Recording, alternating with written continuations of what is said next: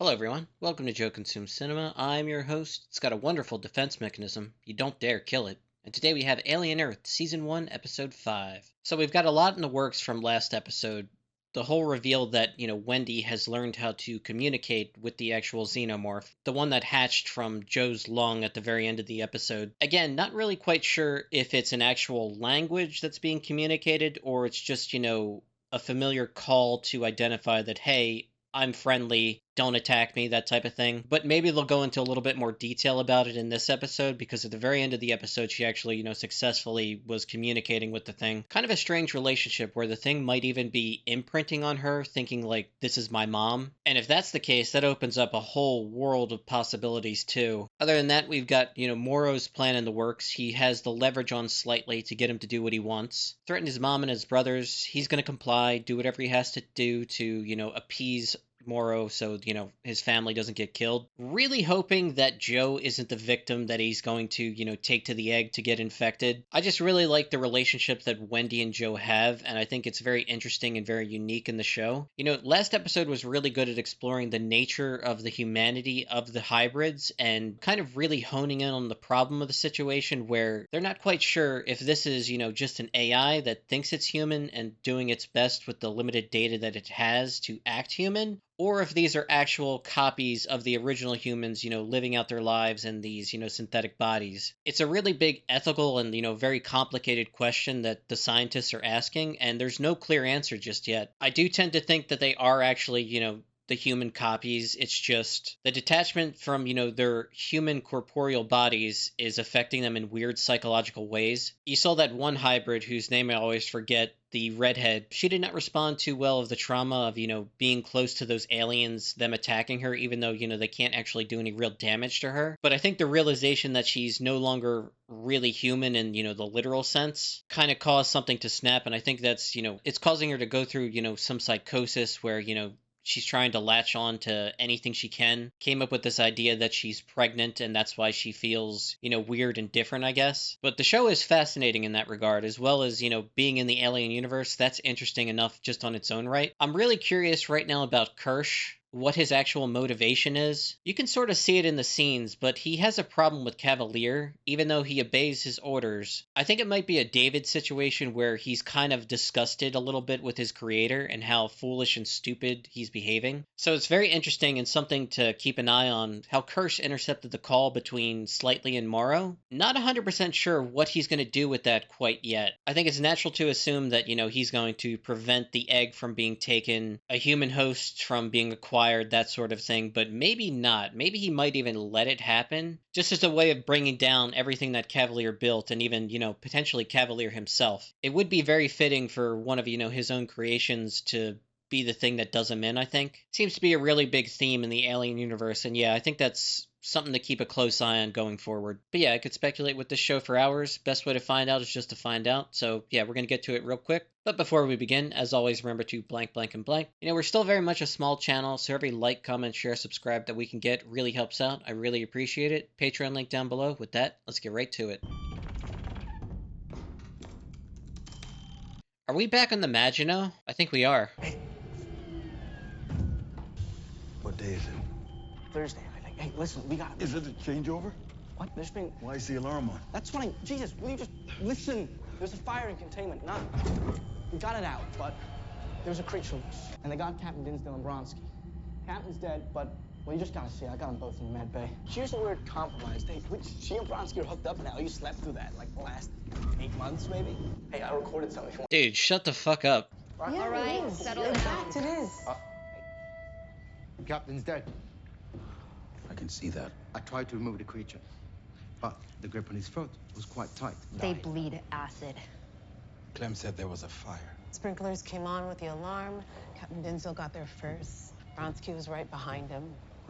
2 of the containment pods must have been open, and the arthropods' eggs hatched. What caused the fire? I'm gonna be sick. Quiet. We don't know. Why were the egg crates open? Morrow. No. Assessing the threat. There'll be time for that. Right now, the captain is dead, and my science officer is compromised. Freeze him with that thing humping his face for the rest of the ride? You and Chibuzor go to the zoo and make sure the rest of the creatures are secure. Where's Tang? Mess hall, I think. Put the boat in the airlock and have done with it. Fire fried our navigational systems and our engine relays, meaning we were a spaceship, and now we're a missile. Jesus. Panel lights are green. If containment was broken, they'd be red. Incompetence or sabotage. Mother runs routine systems checks. Engineers do stress tests at random fire, breaking out in an empty containment room in the exact panel that controls both navigation and speed. Bullshit. Yeah, he's right. Do you know the level of panic if I tell everyone there's a saboteur on board? You were fucking Bronsky. What do you... Company policy forbids romantic relationship between crew members. You don't ever get lonely out here. You're distracted. Your judgment is compromised. Wait a minute. In the event the security officer believes that the acting captain is not doing everything necessary, he may take command himself. Fuck you. I am responsible for the well-being and safety of my people. And I am responsible for getting this cargo back to Earth intact, whether or not the crew survives. This space bug is proof of how stupid smart people can be. Smart enough to build ships capable of space travel, but too stupid to realize you don't bring parasites home with you. Yeah, it's a good point. Acid ate right through it.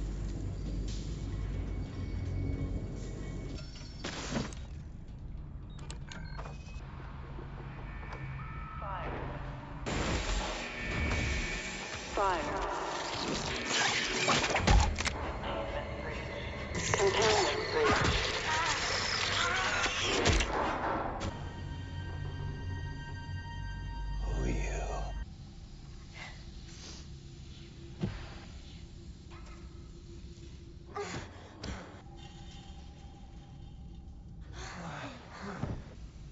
Almost home, baby.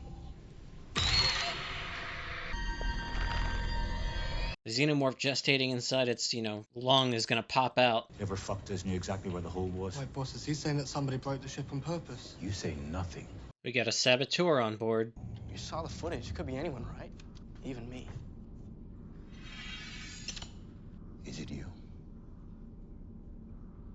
No, come on. Don't talk so much.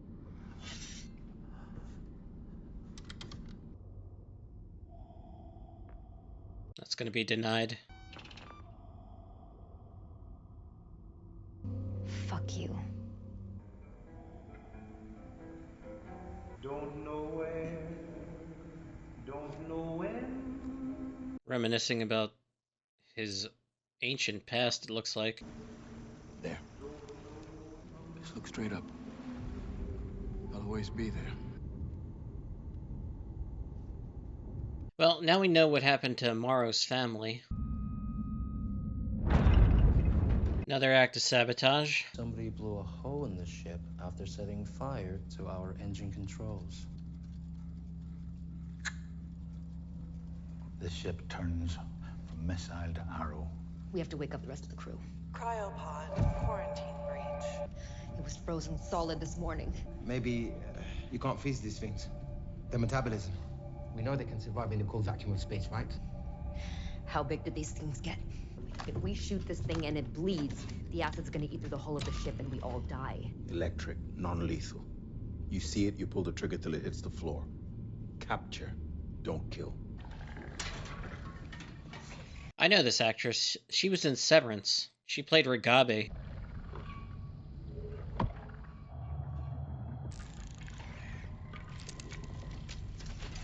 Oh shit. Smart little bugger.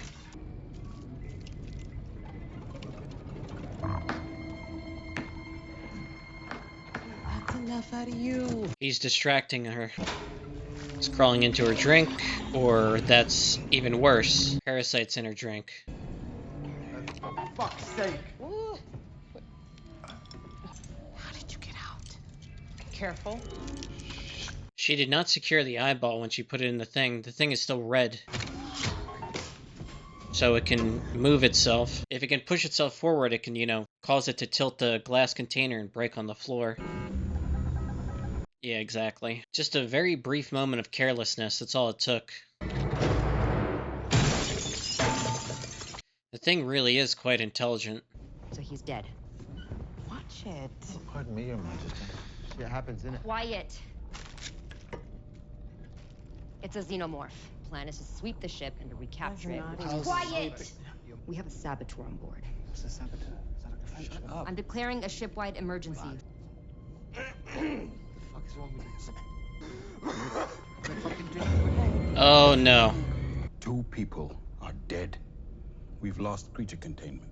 One of you is trying to destroy this ship. Fucking monsters on this No fucking one ship. else gets a gun until I'm confident you're not trying to destroy my ship. And I'm here like a fucking... This crew is very skittish. The medbay cameras have a blind spot. I checked. You were off screen for 10 minutes. And if I check the pharmacy, am I gonna find anything missing? That's slander. I've been sober a long time. Too long, maybe. It did look like, we only saw it very briefly from the camera. The person that did it had pretty thick hair. I wouldn't put it past Mr. Tang to, throw in a wig. He's definitely crazy enough. Jesus, you better not. Yep, your friend is loose. Oh my god. Chiguzo, She's loose. we have to seal the door. We'll deal with this later.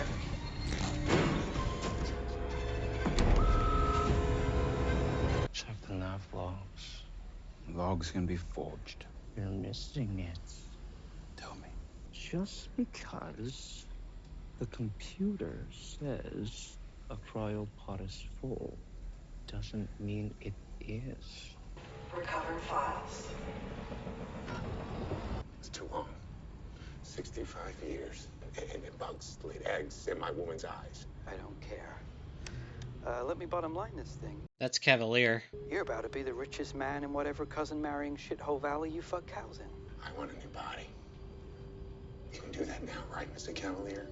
Put my mind in a robot. It's Petrovich, the saboteur. He's been pretending to be in cryo, but he's loose. I should be out looking for him. It started puking up blood. I need to open him up. Stop the bleeding.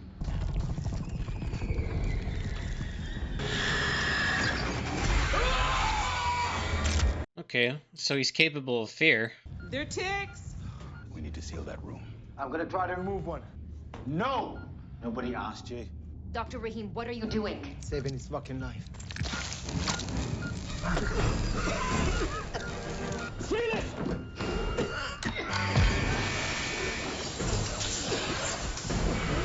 Yeah, she's no Ripley, that's for damn sure.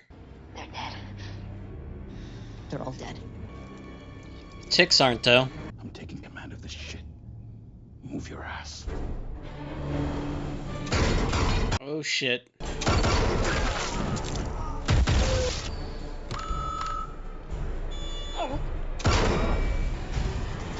Oh shit, they're going in the wrong fucking door. Hang in there.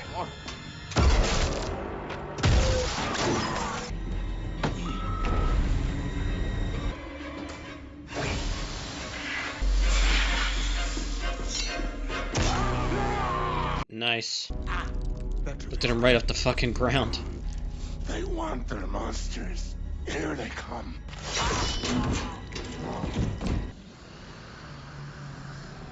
Yep, here we have the coup de grace right behind her.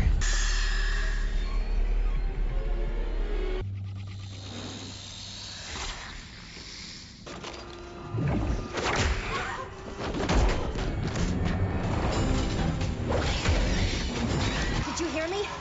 It's coming. Oh shit.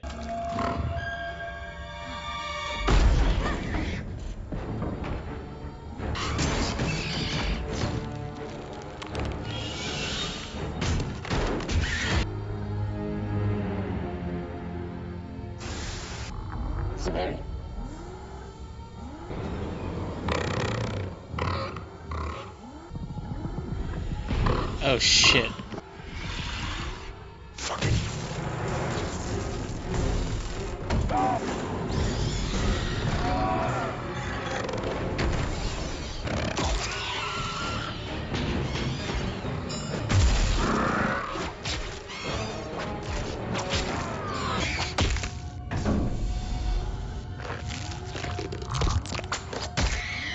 That was fucking cool.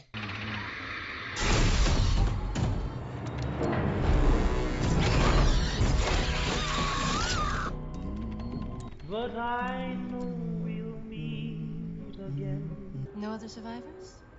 All dead before we hit the ground. The cargo survived. Yes, ma'am. My grandmother was very fond of you, you know. I'm grateful. She had no reason to take me in. I told her I'd bring the specimens home, and I will. And then I'll kill the one called Cavalier.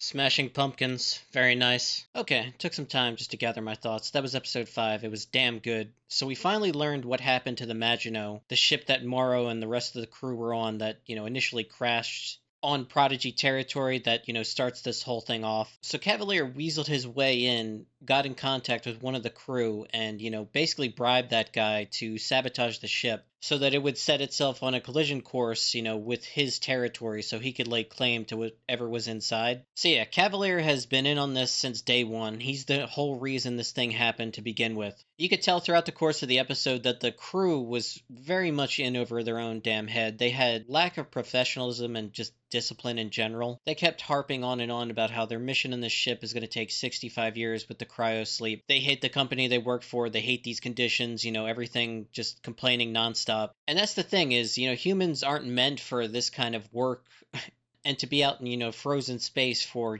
basically an entire human's lifetime. It's just not how it works with us. So yeah, like the synthetics like Tang and, Morrow, who's a cyborg, they can deal with this shit to a certain extent. I mean, Tang was pretty psychotic if you ask me, and Morrow, we saw flashbacks to his previous life and what he had to give up in order to actually agree to this mission that's been, so many years in the making now. He spent decades of his life finding these creatures, capturing and containing them, and then bringing them back to Earth. We saw during the course of the episode, Morrow initially knew the original Yutani, the current acting CEO's grandmother, and sort of took him in as, a surrogate son. Throughout the course of, serving her, I guess, he became this cyborg that, lost all connection to his humanity when he lost his family. Don't know what happened to the wife. We never saw her in any of the flashbacks, but the daughter died after he left for space initially. You see how Morrow is just ruthless and very cold, hard, fact-driven. He kept reiterating throughout the episode that, he doesn't give a shit about the crew. It's the specimen's priority number one. All other priorities are rescinded. Like, he's dealing with them, but they're by and large incompetent. They're not, built to deal with this type of situation at all. The Saboteur was bad enough, but then on top of that, you have the release of the alien specimens. Any one of them could have done the crew in. You had the ticks, the eyeball, and the xenomorph on top of that. Any one of those threats would potentially kill everyone on the ship, but, all three at the same time and the Saboteur, there's just no chance. The one engineer talked about how after the sabotage, the ship went from, an actual spaceship to an unguided missile firing its way towards Earth, and then after it got hit again, he said it went from a missile to an arrow. The ship is just dead in the water after the first hit from the Saboteur. Yeah, it was really cool to kind of fill in the blank. We got hints of what had happened to the Maginot when we first saw it, but it was just very quick glimpses. This irons out all the little details of how this, came to pass, this accident that, starts this whole thing off. Episode ends with Morrow finally getting some face-to-face time with the new CEO of Yutani, the granddaughter of the person that he originally, agreed to work for. This is like a little bit of a detour episode, but I'm really glad that they showed it, filled in those blanks that we've all been asking ourselves about, what happened on the ship to get it to the point where it was going to crash land on Earth. And yeah, really cool episode. Honestly, I look forward to the next one. And yeah, that's pretty much all I got. So as always, thanks for watching and peace.